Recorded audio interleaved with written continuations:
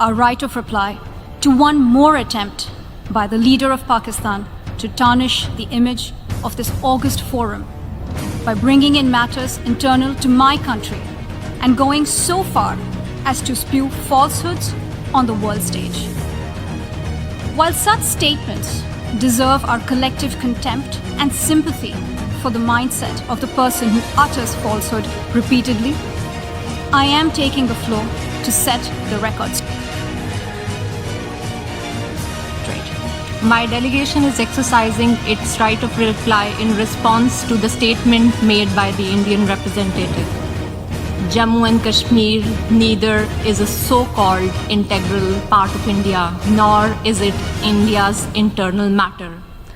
India remains in occupation of an internationally recognized disputed territory whose final disposition needs to be decided in accordance with the democratic principle of a free and impartial plebiscite under the United Nations auspices as provided for under numerous resolutions of the Security Council.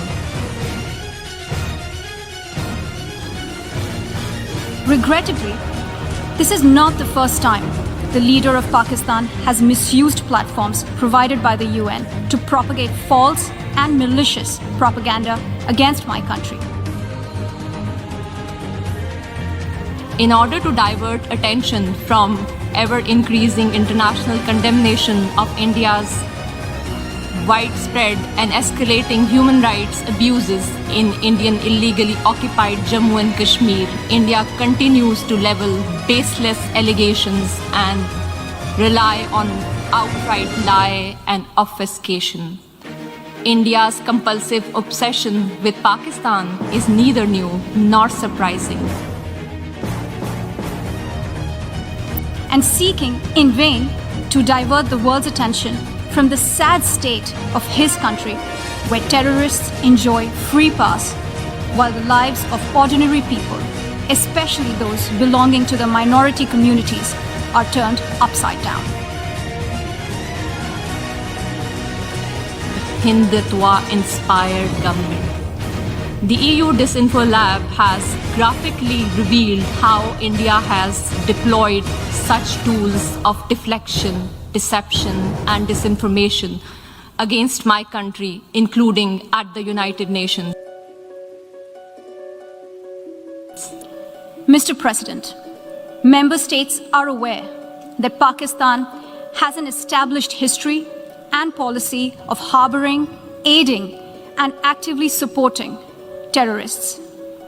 Such defense of terrorism is unacceptable in the modern world.